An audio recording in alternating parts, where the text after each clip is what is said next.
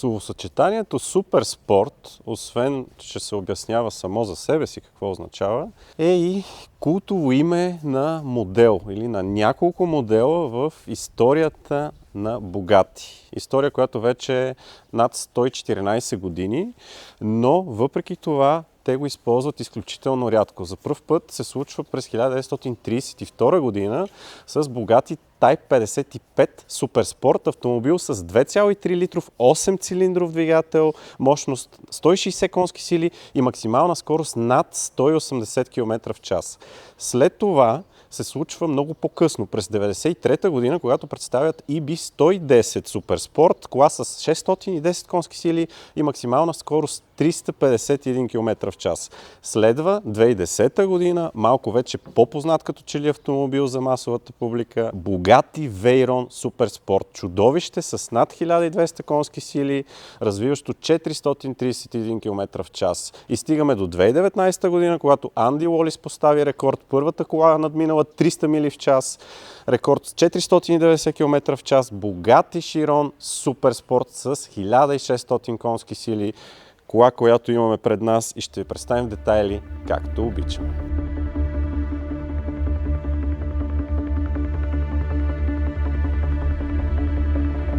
490 км в час. 60 000 литра въздух на минута, 1600 конски сили, 10 радиатора.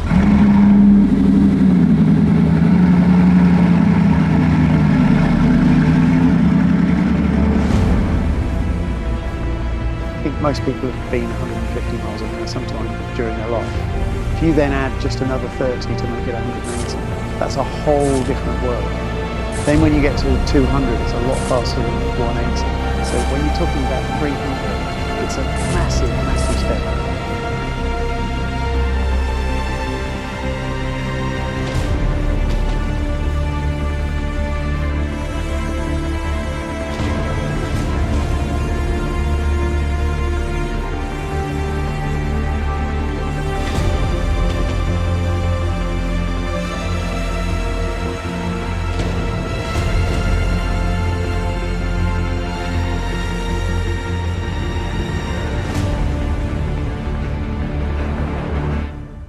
С подкрепата на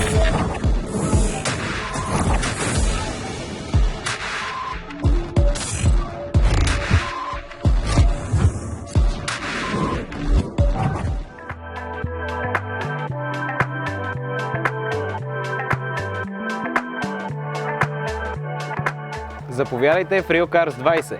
Може да разчитате на нас.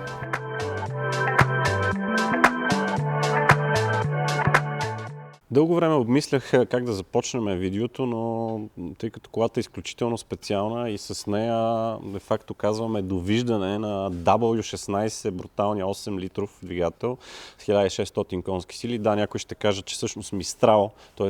кабриолет версията, макар че тя е различен модел, с нея си отива, но искам да спомена историята всъщност как се стигна до тази кола, т.е. съвременната история на марката Bugatti. Започна от 1998 година всъщност, от амбицията на Фердинанд Пих, който е внук на Фердинанд Порше, създателя на Порше марката. През 1998 година Volkswagen придобива правата върху марката Bugatti и неговата амбиция е да се създаде автомобил с максимална мощност от 1000 коня и максимална скорост от над 400 км в час. Припомням, че това се случва в 1998 година, когато Golf 4 е на практика нов автомобил. Следват няколко прототипа в периода 1998-1999 година. Bugatti EB118, след това EB218, които са малко по-различни, 4 местни. След това последният от серията 3 прототипа е Bugatti 18.3 Chiron през 1999 година с W-образен 18-цилиндров двигател. Тройката идва от банките редици на цилиндрите. Края на 1999 октомври месец, четвърти прототип 18.4 Veyron, което пък Veyron идва от Пиер Вейрон, също известен състезател, и накрая се стига до последната концепция, която вече придобива по-реални измерения, 16.4 Veyron, т.е.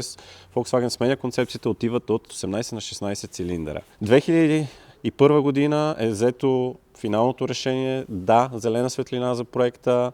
2003 година се появяват първите шосейни прототипи. Следват множество усложнения, едно от които дори се запалва стенда за двигатели, защото макар 1000 коня да е официалната статистика, реално моторът генерира 3000 коня, 2000 от които са само в топлина. Инженерите на Volkswagen въобще не са били подготвени за това нещо. И 2005 година е вече първите доставки на култовият Bugatti Veyron.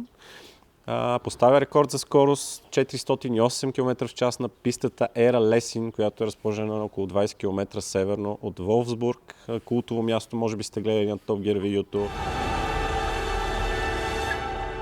Версията Super Sport през 2010 година, която споменах в началото на видеото, 431 км в час, и през 2015 година Veyron залязва като модел и тогава се чудихме дали ще има наследник. Естествено, че ще има, и се появява култовият Bugatti Chiron.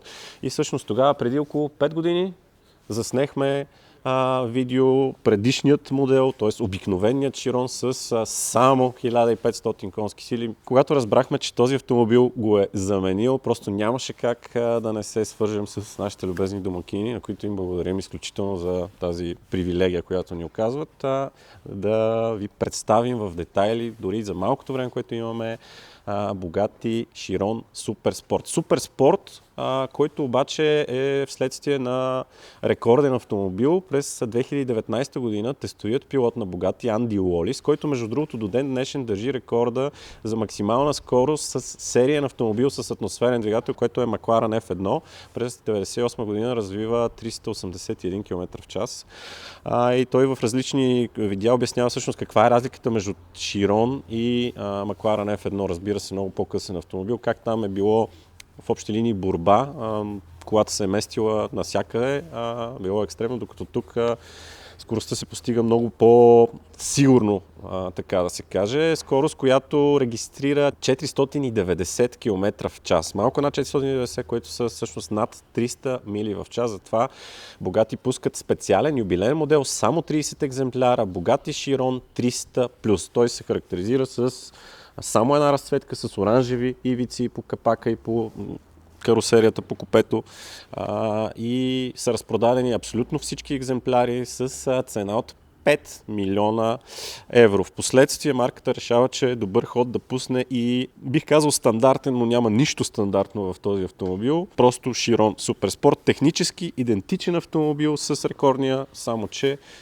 вече в неограничена серия, макар че самата серия Chiron е планирана да бъде само 500 бройки, като от Super Sport са между 60 и 70 автомобила, които не съм сигурен дали вече не са разпродадени всичките, най-вероятно са. Мога да говоря още много за рекордите, може би повечето от вас ги знаят, но Bugatti решават да ограничат от съображения за сигурност тази кола, стандартната, на само 440 км в час, като тя има 4 режима на каране, в 3 от тях е 380 км в час и с поставянето на специален ключ тук долу от лявата страна се отключва в пълният Top Speed Mode, при който колата кляка и се подобрява и аеродинамиката. Аеродинамиката е интересен аспект, защото знаете, с тази скорост колата трябва да избутва много въздух, и любопитен факт е, че тя не е толкова аеродинамична, колкото може би си мислите. Коефициентът на начално съпротивление в Top Speed Mode е 0,35, за сравнение Range Rover новия е 0,29. Защо е така? Защото не е въпрос само на скорост. В случая е интересен сравнение с McLaren F1, именно затова Анди казва, че колата в общи линии се е носила напред-назад, защото тогава са имали много по-малко мощност, малко над 600 конски сили беше това McLaren. Тоест трябва да бъде по-обтекаема, докато тук имате нужда от сила на притискане. Разликите с нормалният Chiron, тези отвори ги има и при стандартния модел, до фаровете, които водят до спирачните апарати и спирачната система за охлаждане, но колата изглежда доста по-агресивно от стандартния Chiron, и също големи промени са ето тези отвори за въздушните завеси, т.е. от тук се получава буквално въздушна завеса, която обтича джантите, за да бъде по-аеродинамичен автомобила. Тук също има хриле и новост са и ето тези отвори, които напомнят на EB110 всъщност, само че там бяха в задната част, не случайно са направени по този начин. Те са с цел оптимизиране на налягането в арките на калниците. При размера на гумите и джантите няма промяна спрямо на обикновения Chiron. 285 отпред на 20 инча, отзад 355 на 21 инча, като интересно е сравнение с Veyron. Veyron отзад е с 365, т.е. при него задните гуми са по-широки, но там технологията на гумите е съвсем различна.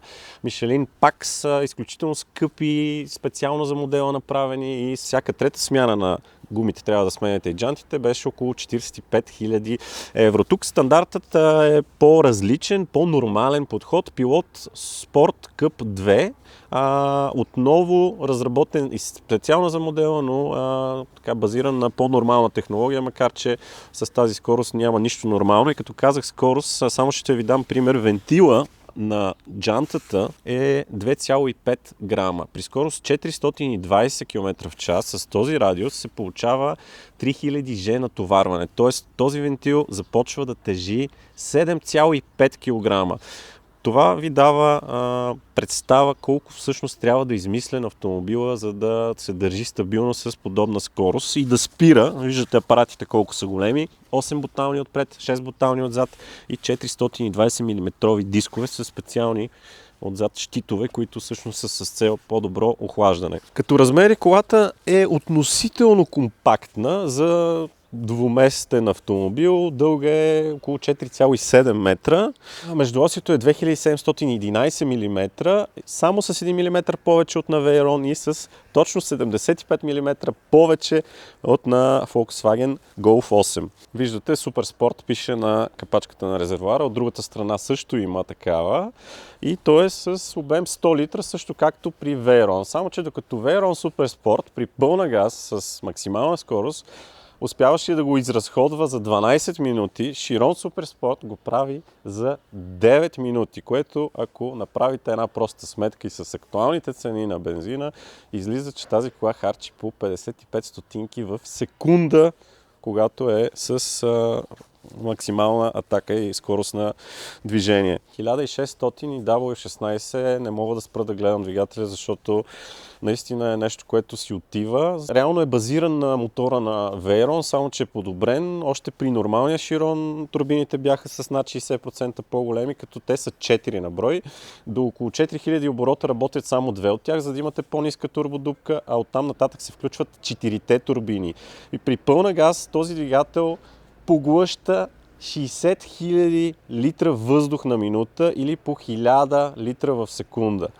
Охладителната течност 800 литра в минута може да изпомпа през него, защото охлаждането на такова нещо е абсолютен кошмар за инженерите е било. Предизвикателство, затова тази кола има 10 радиатора. Някои от тях са за двигателя, някои са за диференциала, някои са за скоростната кутия, която е 7 степена DSG и за разлика от при Golf и другите марки не се прави от марката, която се прави при тях, а тази е на Ricardo, британска фирма за скоростни кутии и за други работи. 1600 Нм, които ги имате в общи линии от 2250 оборота, почти от празен ход в сериозен диапазон. На максималната мощност идва между 7050 и 7100 оборот. Брутален двигател, който звучи брутално и със сигурно ще ни липсва дори и на нас, които нямаме привилегията да караме такъв автомобил. Всеки ден дори да го караме, но въпреки това ни е жалко на нас автомобилните фенове, че си тръгва.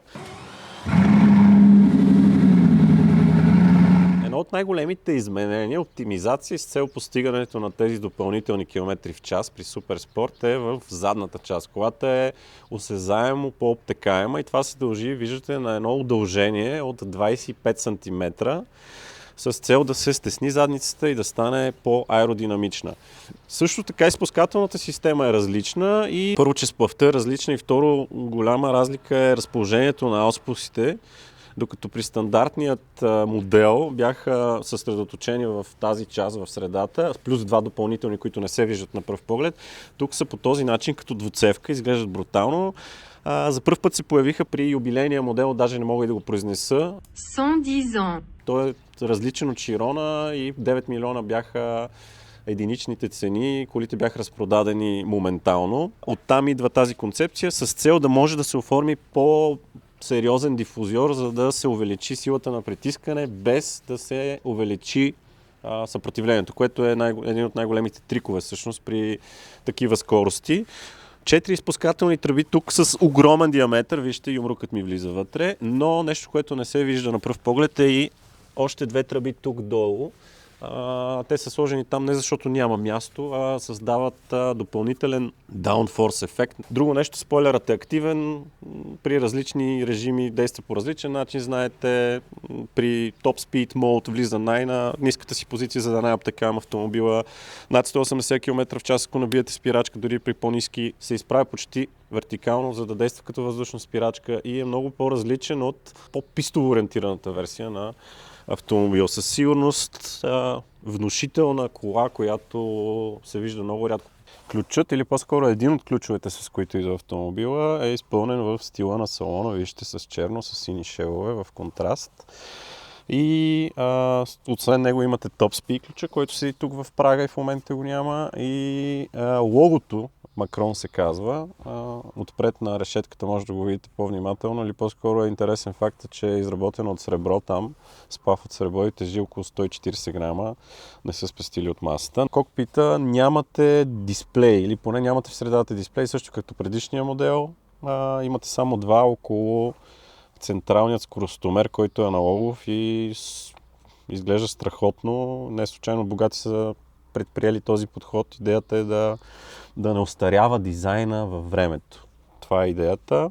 Два бутона на волана, кръгли, освен нормалните, и с този се пали 8 литрови двигател, нещо, което ще направя, защото ми се е случило само веднъж.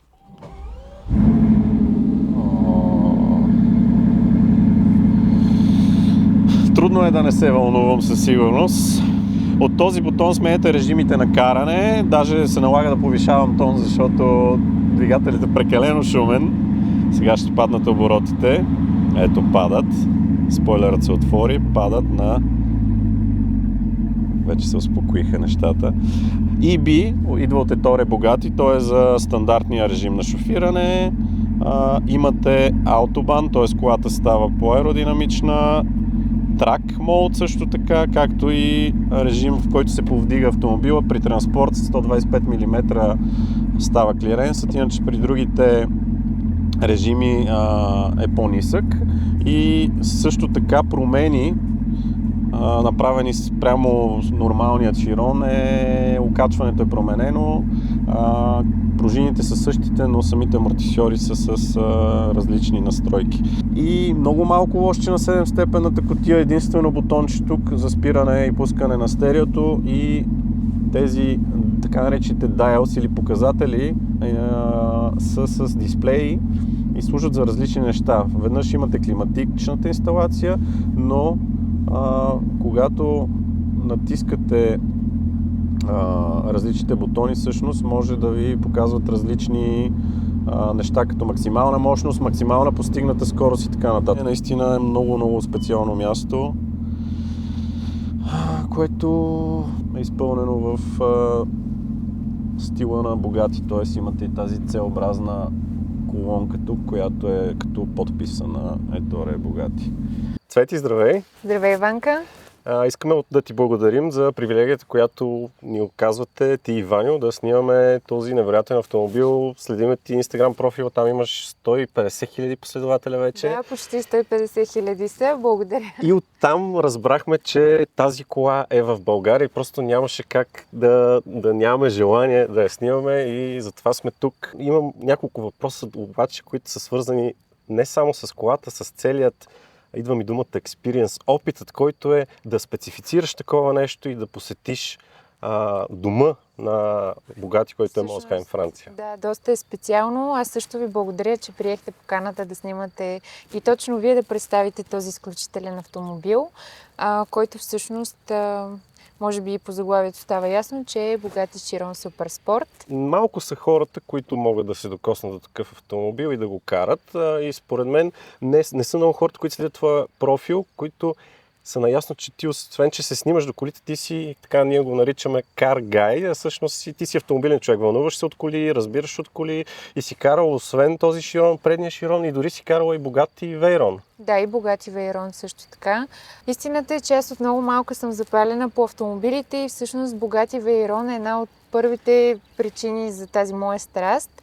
Така че всъщност наистина това е моят hot topic. Малко хора знаят, че аз съм толкова много запалена и истински, не само да се снимам за Инстаграм. Това, че сме тук до автомобила, си е преживяване, но кажи за хората, които някога се надявам да отидат в Молсхайм и аз също, но ти си ходил там много пъти, дома на Богати. Какво е да те посрещнат, с какво е уникалното на това преживяване? Първо искам да кажа, че това наистина е една огромна сбъдната мечта и пожелавам на голяма част от автомобилните фенове да се докоснат. А всъщност там има и доста карспотъри точно отпред. И мисля, че те са много щастливи, защото стоят постоянно, когато се влиза и излиза от... Има какво да видят и да заснемат. От местността.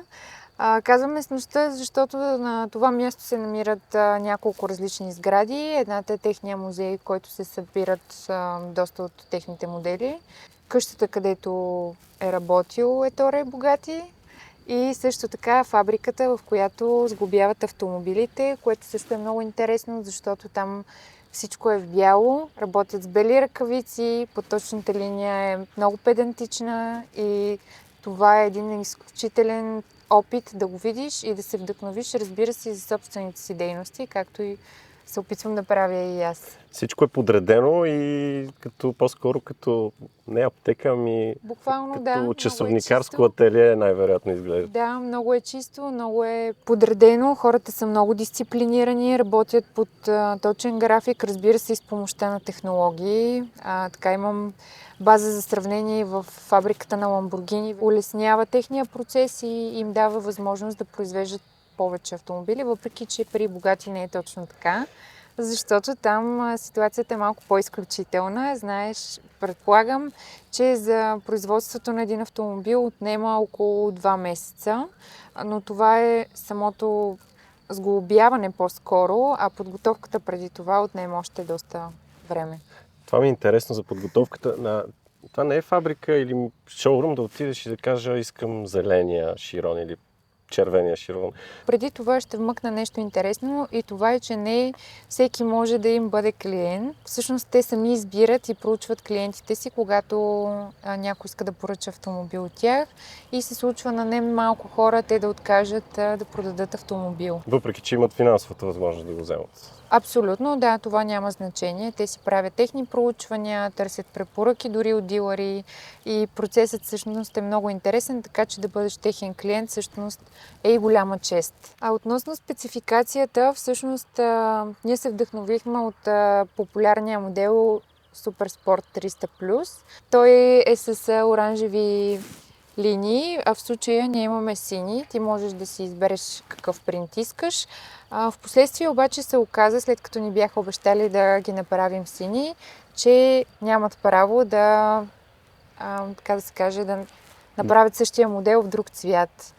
Защото той е изключителен и все пак е лимитиран модел. Да не се доближава до 300+. Така, да. Но тъй като дизайнера ни беше обещал и те спазиха своето обещание специално за нас, впоследствие мисля, че излезна още един модел подобен, но все пак този беше първи изключителен по рода си Суперспорт. Нарушили сте правилата на Богати, така да се каже, в някаква степен, без да искате.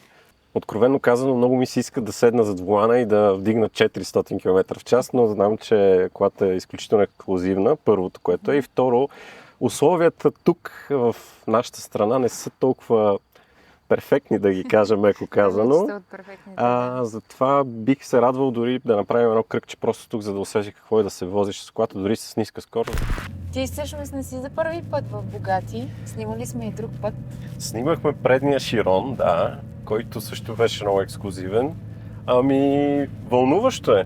Доста е вълнуващо, въпреки това, което си говорихме пред колата, че не се движиме с 400 км в час. Да. Самата мисъл, че съм в автомобил, който е... Даже дори цената му не е... Цената със сигурност е фактор, просто техническите постижения, които са направени с тази кола, са Много впечатляващи. Да. Така че е интересно дори с ниска скорост да се види как се усеща колата. Тук павенците са наредени доста добре. Стегнато, определено вози стегнато колата, но наистина не чак толкова, може би, колкото очаквах. А като маневриране, това ми е интересно, защото предимно има доста снимки на тази кола в Монако. Предимно ти я караш там. Дори има снимки в официалния профил на Bugatti с тази кола, която ти си я карала и с още едно Bugatti. Мисълта ми е, не ти ли е... защото аз често го получавам този въпрос. Как се чувстваш да караш много скъпи автомобили? Не ти ли е притеснено? Аз съм свикнал по някакъв начин, защото ми е работа. На тебе обаче, като имаш преди този автомобил колко е ексклузивен, как се усещаш за пръв път? Изключително притеснено е, да, и през цялото време. Наистина съм много щастлива да имам възможността да карам този автомобил в Монако. Свикваш, когато ти е позната територията, нали знаеш как си по-притеснен, когато си на ново място, но пък няма как съвсем да свикнеш. Притеснен си в някаква степен, знаеш, че носиш огромна отговорност. Да. Да, т.е. в никакъв момент не забравяш какво караш и че трябва да се внимава. Не, няма как да забравиш. В никакъв случай най-малкото и хората, с които се разминаваш, не допускат да го пропуснеш този факт. Да, това е другото. Аз си спомням, даже интересен случай, който може би най-много хора са разбрали, когато снимахме предния Деширон. Да. Зад нас стана малка катастрофа, защото се загледаха в колата и беше едно Peugeot 206. Това беше всъщност докато се движехте, нали така? Да, докато се движихме тогава. Толкова прикова вниманието тази кола, че е опасно и от гледна точка на това, че някой просто може да се загледа. Да. Ами в Монако хората са свикнали на автомобили от този ранг. Разбира се, и там са изключително интересни. Има много карспотъри. И ти внимаваш през цялото време, защото първо трябва да внимаваш и да не бутнеш някой. Те буквално са покрай колата. Наистина уникални моменти и се надявам и на зрителите да ви е било интересно всичко това, което се случва, защото далеч не всеки ден имаме достъп до такъв автомобил. Да. Благодаря на Цвети и на Ваньо. Абонирайте се за канала. Ако още не сте, отдолу ще сложим в описанието линк към и инстаграма на Цвети, за да следвате нея и също така автомобила, защото той ще продължи да се появява по всяка вероятност в твоя профил. Facebook, нашия Инстаграм и разбира се сайта DizyRiders.bg, където ежедневно качваме яки неща. Това е за сега от мен, нас. Чао, чао!